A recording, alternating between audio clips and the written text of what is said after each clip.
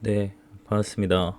우리 시험 친 지 얼마 안 됐지만 3학년은 또 금방 2차 고사가 있기 때문에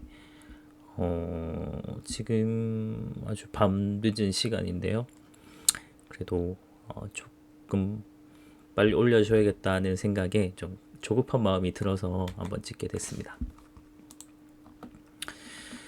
우리 이번 2차 고사는 조선 후기 들어간다라고 생각을 하면 되고, 조선 전기와 후기는 많은 변화가 있다고 했었어요. 그래서 전기에는 이렇게 했었는데 후기에는 어떤 변화가 있는지 이런 걸 좀 중심으로 보면 된다고 생각이 들고, 그래서 통치기구, 그러니까 정치에서의 변동, 그래서 이어지는 사회 문화적인 변동, 뭐 경제적인 변동, 문화의 변동 이런 것들을 다 좀 우리가 하나하나 떼놓고 보는 게 아니고 모든 것들이 사실은 다 연결되거든요. 그래서 맥락적으로 좀 파악할 수 있는 그런 게 좀 필요할 것 같고, 그래서 다 좀 흐름대로 이렇게 쭉 보게 되면 이해가 더 잘 되거든요. 그래서 그냥 무작정 외우지 말고 이게 어떻게 이렇게 해서 연결되는구나, 이렇게 해서 연결되는구나,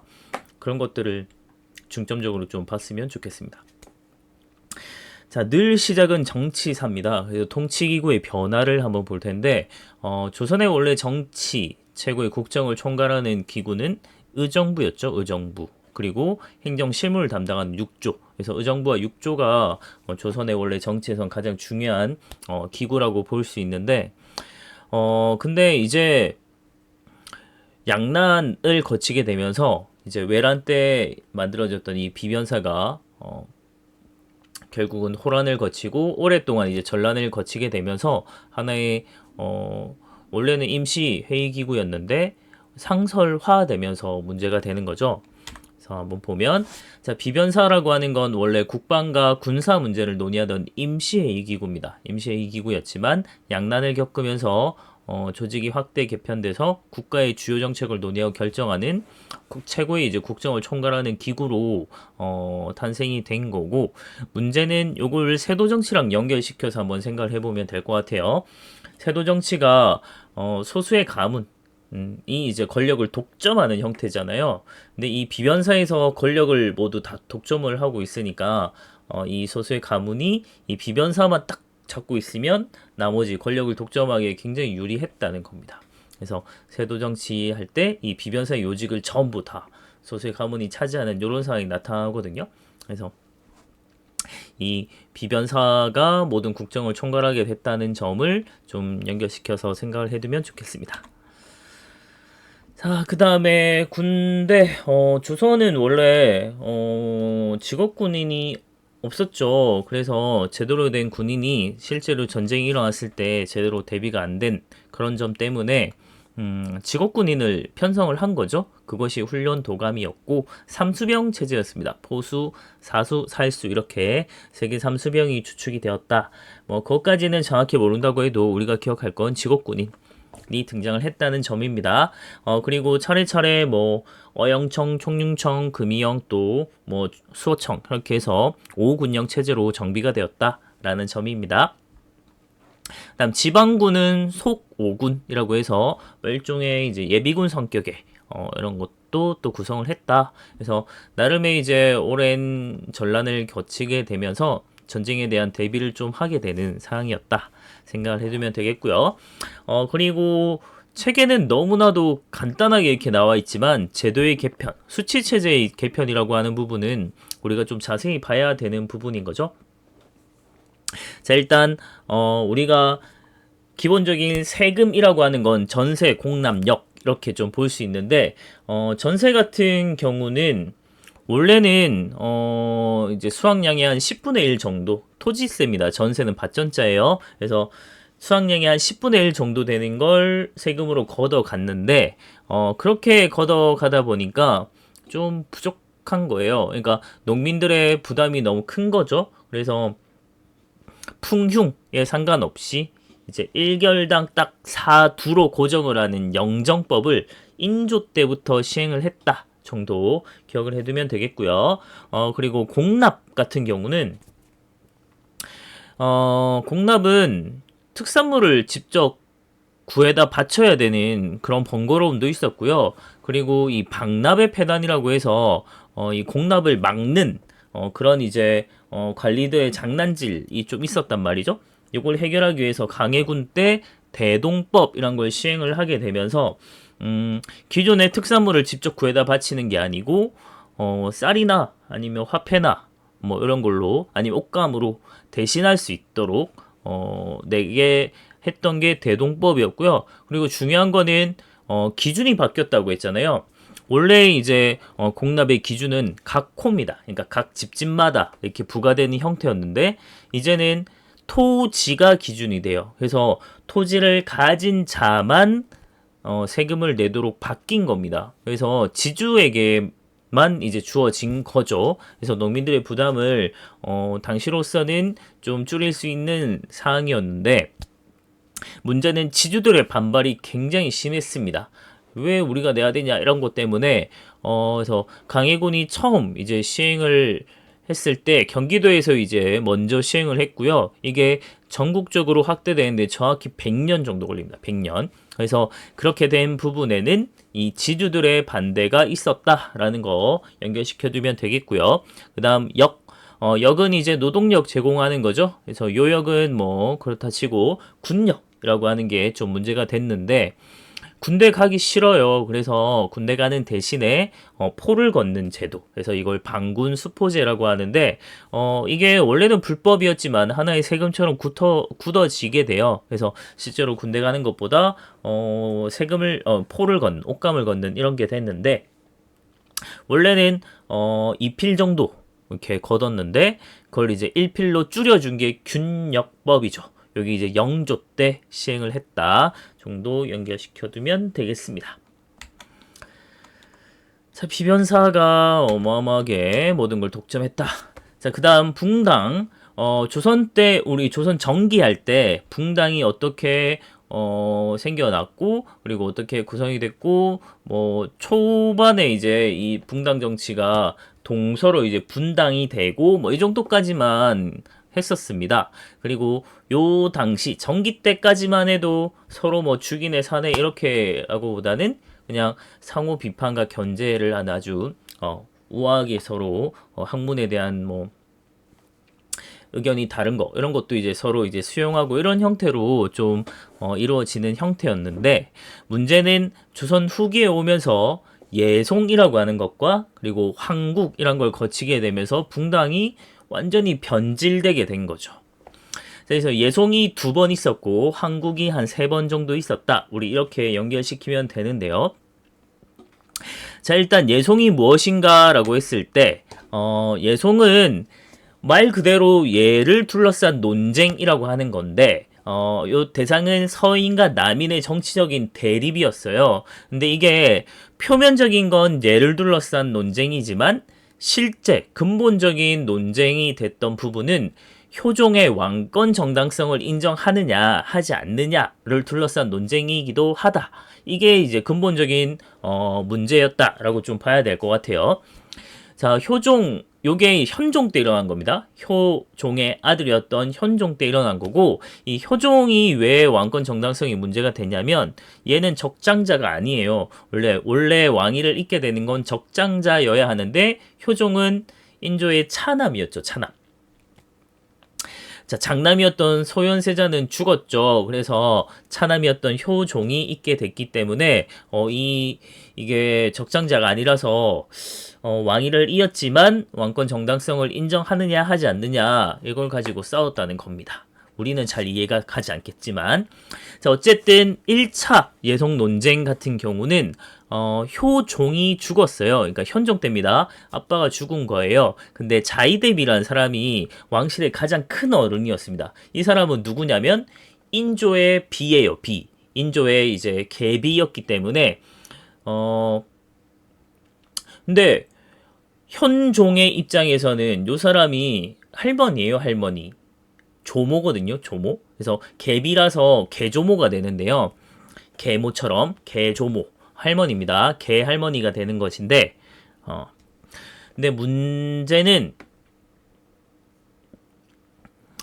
요 사람이 상복을 얼마나 입어야 되느냐 가지고 이제 싸운 거예요. 이제 원래는 보통은 부모님이 돌아가시면 우리가 3년상을 치르거든요. 그래서 남인 같은 경우는 왕권 정당성, 이 효종이 비록 적장자는 아니었지만 왕위를 이었고 실제로 왕으로 활약을 했던 사람이었기 때문에 왕권 정당성을 인정해서 3년을 입어야 된다라는 거예요. 근데 서인은 적장자 아니라서 인정해 줄 수 없다. 그래서 1년만 입어도 돼 라고 주장을 한 겁니다. 근데 요 당시에는 서인들의 힘이 굉장히 막강한 때라서 일단은 서인이 승리하게 돼요.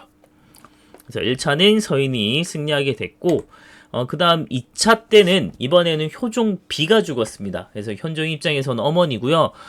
근데 아직까지도 현종의 계조모가 살아 있습니다. 그러니까 자이대비 입장에서는 효종 B가 며느리거든요. 그래서 며느리가 먼저 죽어요. 저희보다 먼저 죽었고. 그래서 이 상복을 또 얼마나 입어야 되느냐 가지고 또 싸웠는데 마찬가지로 서인은 9개월만 입으면 돼. 남인은 1년 입어야 돼. 라고 했는데 이번에는 자, 이게 생각을 해봐야 되는 게, 효종의 왕권 정당성을 인정받지 못하게 되면 그 아들인 현종의 입장에서도 자기도 왕권 정당성을 의심받을 수밖에 없는 상황인 거예요.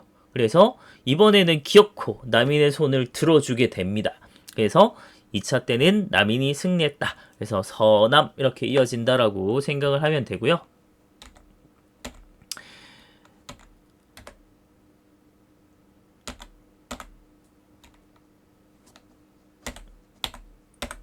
그 다음에 완전히 변질되게 된 것은 바로 이제 황국이 일어나면서부터인데요. 숙종 때 3번의 황국이 있었거든요. 네.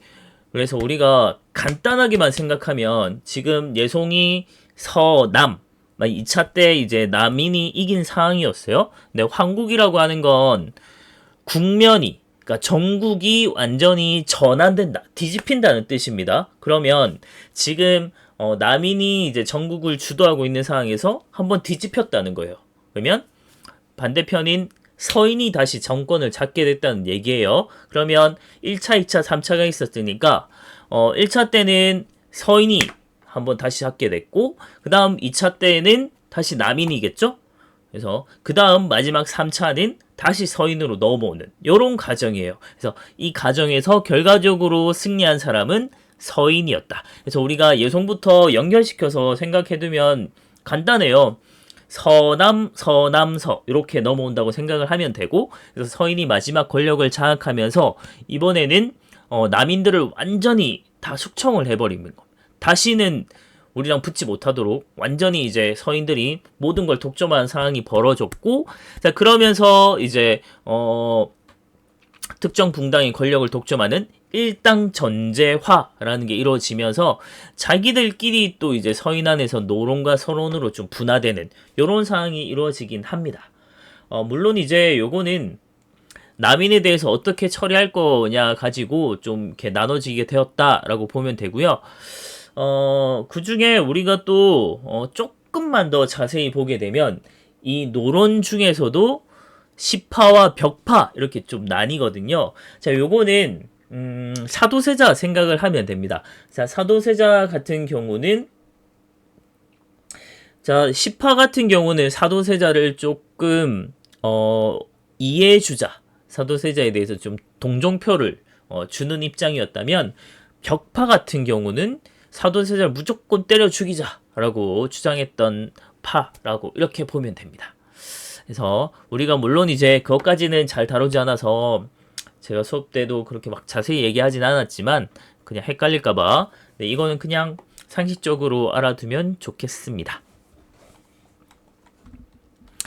자, 요거 한국에 일어나는 요 과정을 사실은 조금 더 좀 재밌게 얘기로 좀 보려고 하면 이 숙종은 이 여자들과 관련된 스캔들이 되게 많은 사람이거든요. 그래서 여자에 대해서 변심을 하고 이런 과정에서 같이 황국이 좀 맞물리는 상황이 나타나요. 그러니까 당시 이제 서인들이 처음에 밀었던 사람이 인현왕후였거든요. 그러니까 원래 왕비였던 사람이고, 그리고 남인들이 밀었던 사람이 이제 장희빈이에요. 그래서 인현왕후가 이제 왕자를 이제 출산하지 못했기 때문에 쫓겨나죠. 그런 과정에서 장희빈이 굉장히 사랑을 받게 되는데, 그래서 남인이 막 권력을 한번 잡게 되고, 자, 그런 과정에서 장희빈이 또 쫓겨나잖아요. 쫓겨난 게 아니고 아예 이제 죽죠. 예, 사약을 먹고 죽게 되는데, 그러면서 이제 장희빈이 다시 남인이 권력을 놓고 다시 서인대에게 넘어가는. 그러면서 다시 인현왕후가 다시 복권하거든요. 그래서 왕궁으로 다시 돌아가지고, 자, 근데 그때는 또 이미 숙종에게 새로운 여자가 있었죠. 그게 숙빈 채씨라고 나중에 이제 영조의 이제 친모가 되는 사람인데요. 자, 요 사람이 이제 사랑을 받았는데 인현왕후가 같이 돌아오게 되면서 둘이 인현왕후랑 숙빈 채씨가 좀 되게 잘 지내요. 그 과정에서 이제 영조가 인현왕후의 이제 양자로 들어가면서 이렇게 나중에 왕위까지 있게 되는 이런 과정이 이루어집니다. 자, 그 중간 과정에서 좀 보게 되면 이제 장희빈의 소생이었던 나중에 경종이 되는 사람은 이제 장희빈이 죽기 직전, 사약을 먹기 직전에 이 집안의 대를 끊어버리겠다 하면서 이제 경종의 위해를 빡 가하게 되면서 이제 실제로 경종이 후사를 잊지 못하게 되는 아주 안타까운, 내가 고자라니, 예, 이런 상황이 좀 벌어지죠. 자, 어쨌든 자, 그런 과정에서 일단 경종이 왕위를 잇게 되면서 좀 잘 갈까 싶었는데, 문제는 경종이 몸이 좀 약했죠. 남성성을 잃어서인지는 잘 모르겠지만, 자, 그런 과정에서 이복 동생이었던 연인군, 그러니까 영조가 이제 왕자 시절에 경종의 이복 동생이거든요. 네, 경종이 원래 간장게장을 좋아해가지고 간장게장을 줬다가 간장게장을 먹고 그다음 뭐 감을 먹었는데 뭐 이 궁합이 맞지 않는다느니 뭐 뻥이라고는 합니다. 근데 어쨌든 그런 과정에서 이제 경종에게 몸이 좀 안 맞았나 봐요. 그 뒤로 죽죠. 그래서 영조가 뭐 죽인 게 아니냐 뭐 이런 평생 이제 영조는 그런 루머에 시달렸던 인물인데요. 어쨌든 경종이 죽게 되면서 후사가 없었기 때문에 영조가 왕위를 잇게 됩니다. 자, 그런 영조는 자기 아빠 시절에 이 황국이 막 굉장히 치열하게 일어나고 서로 막 붕단끼리 대립이 너무 심해서 막 사람들이 죽고 막 이런 과정을 막 본 거죠. 그래서 와, 나 요거를 좀 완화시켜야겠다. 그래서 탕평책이란 걸 실시를 했고요. 물론 이제 탕평책을 처음 제기한 인물은 숙종 때였습니다. 숙종 때 처음 탕평책이 제기가 됐는데, 그 당시에는 황국이 워낙 심했고 막 이러면서 이걸 제대로 시행을 하지는 못했어요. 근데 실제로 시행한 인물은 이제 결국 영조 때 와서야 가능해졌고요. 그리고 왕권을 좀 강화하려고 시도한 거다라고 보면 됩니다. 그래서 결국은 이 특정 붕당이 권력을 독점하고 있는 상황이 문제가 되는 거니까 요거를 하려면 권력을 나눠주면 되는 거죠. 그래서 인재를 골고루, 그러니까 여러 붕당에서 이제 인재를 골고루 등용을 해서 이제 권력을 좀 나누는 형태인 거죠. 그래서 그렇게 해서 탕평책을 실시했고요.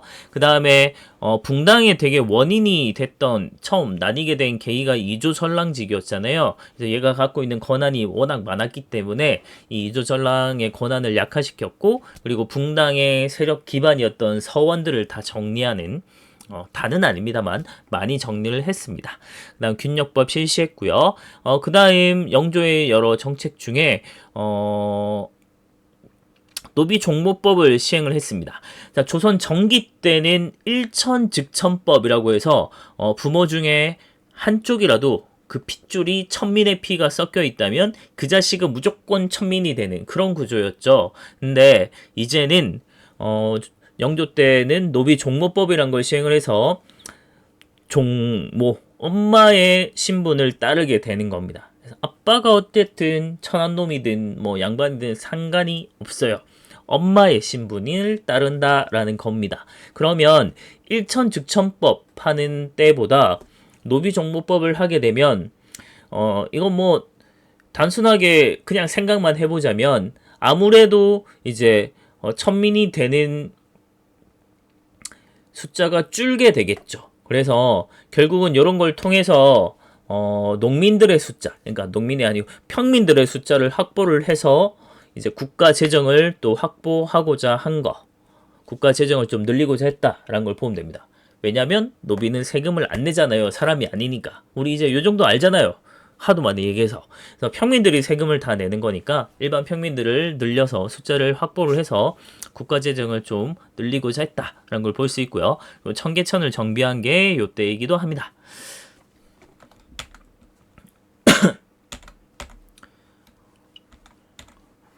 자, 그 다음 영조에겐 아주 가슴 아프다고 해야 될지 아주 비정하다고 해야 될지 자신의 아들을 뒤주에 갇혀 죽게 만들었죠. 그 사도세자. 그 아빠가 자기의 할아버지에게 뒤주에 갇혀 죽게 만드는 그 과정을 보고 자란 사람이 바로 정조입니다. 그러니까 영조의 손자이고 사도세자의 아들인 거죠. 그래서 정조는 영조보다 더욱 강력한 탕평책을 실시했습니다. 왜냐하면 사실 영조는 원래는 왕위를 이을 수 없는 사람이었는데 영조를 왕으로 만들어준 사람들은 사실 노론이었거든요. 그래서 아무래도 탕평책을 하는데도 노론에게 조금 더 이제 힘을 실어줄 수밖에 없는 상황이었어요. 근데 정조 같은 경우는 자기 아빠를 죽게 만드는 걔들이 노론들이 많았거든요. 노론 이제 벽파들 좀 많았는데 자, 그러다 보니까 완전히 이 신하들을 내가 힘으로 찍어 눌러야겠다 이런 생각을 한 것 같아요. 그래서 더 강력한 탕평책을 실시할 수 있었던 사람이었고요. 그러려면 세력 기반이 필요하죠. 그래서 정치적인 세력 기반을 만든 건 바로 규장각입니다. 규장각 자체는 왕실 도서관입니다.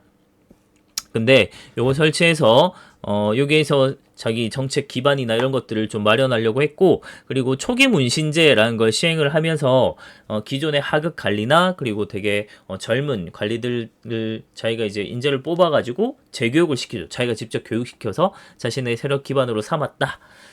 자, 그런 걸 볼 수 있고요. 그 다음에 정치 기반만 있으면 안 됩니다. 그래서 실질적인 힘이 필요하죠. 그래서 군사 기반도 필요했기 때문에 자신의 친위 부대인 장용령이란 걸 설치하기도 했죠. 그래서 같이 연결시켜두면 좋고요.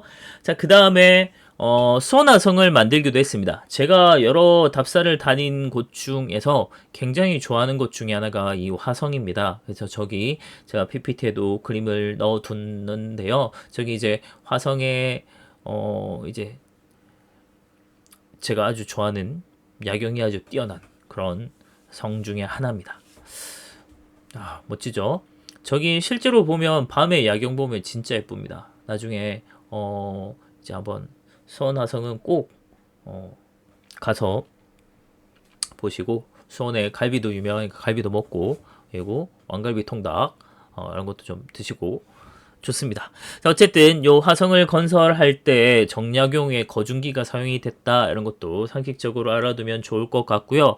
그리고 서울도 등용했고 노비에 대한 처우도 개선했고 좀 정약용을 막 열심히 등용하고 하기도 했는데, 어쨌든 이 정조는 조금 개혁군주였기도 했고 좀 트여 있는 사람이었던 것 같아요.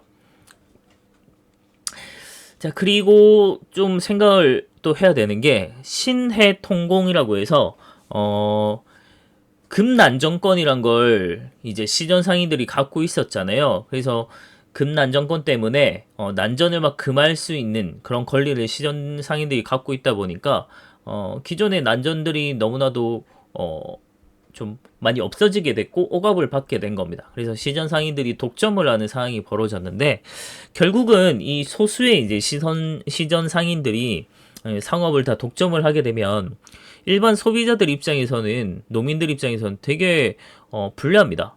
왜냐하면 시전 상인들이 독점을 하게 되면서 가격을 마음대로 올리고 내리고 할 수 있고요. 그리고 제품이나 이런 것들도 이제 질이나 이런 것들 상품 이런 거 되게 떨어질 수 있거든요. 그래서 경쟁이나 이런 것들이 좀 필요하다 보니까 정조가 생각할 때 이 금난정권이 좀 불합리하다 라고 생각을 한 것 같아요. 그래서 없애버립니다. 그래서 폐지를 시켰고 그래서 자유로운 상공업 발달하는데 굉장히 중요한 바탕이 됐던 게 이 신해통공 그래서 금난정권 폐지였습니다. 그리고 같이 연결시켜서 생각할 부분은 바로 대동법을 시행하면서 같이 등장했던 상인이 있죠. 국가에서 고용한 상인 공인이라고 한 사람이 등장을 했고요. 그런 거 공인의 등장하고 대동법을 시행하면서 나타난 공인의 등장 그리고 이 금난정권의 폐지 이 두 가지가 맞물리게 되면서 조선 후기에 이제 상업이 발전, 상공업이 발전하는데 굉장히 중요한 영향을 끼치게 되었다. 이렇게 연결시키면 좋을 것 같습니다. 마지막으로 시간이 너무 또 오래 걸리면 여러분들 보기 힘드니까 요것만 하고 마칠게요. 자, 탕평 정치의 의의와 한계라고 해서 영종조 시기의 탕평책이 아주 성공적으로 시행됐던 것은 맞습니다. 그리고 왕권이 강화됐고 정치나 사회 부분이 굉장히 안정적으로 돌아갔던 부분은 맞아요. 하지만 붕당 자체를 없앤 것이 아니에요. 그래서 붕당과 다툼을 그냥 강력한 왕권으로 일시적으로 꾹 누르고 있었던 겁니다. 근데 굉장히 누르고 있는 압이 점점점 이제 정조 때 커졌었다가 정조가 죽고 나서 어린 순조가 즉위하게 됐을 때 그동안 꾹 참고 있던 이 가문들이 정치 세력들이 자신들의 권력을 다시 되찾고자 해요. 그래서 오히려 왕보다 더 위에 서려고 하는 굉장히 파행적인 정치 형태가 등장을 합니다. 그리고 권력을 나누려고 하지 않아요. 자기들이 다 독점을 하는 상황, 소수의 가문이 독점을 하는 굉장히 파행적인 정치, 세도 정치가 등장하게 되는 배경을 어찌 보면 이 정조 때 그런 배경이 좀 나타나게 되는데 좀 영향을 주지 않았나 이런 얘기를 하기도 합니다. 그래서 그 부분은 이제 뭐 정확하게 우리가 입증할 수 없는 부분이지만 우리가 생각할 때 그냥 이 탕평책이라고 하는 게 근원적인 붕당의 문제를 완전히 없앤 게 아니라는 거죠. 그러니까 붕당 자체를 없앤 것이 아니고 그냥 일시적으로 억누르고 있었던 것이고 그 압력이 정조 사후에 뻥 터지게 되었다라고 생각을 하면 될 것 같습니다. 일단 여기까지 할게요. 수고했습니다.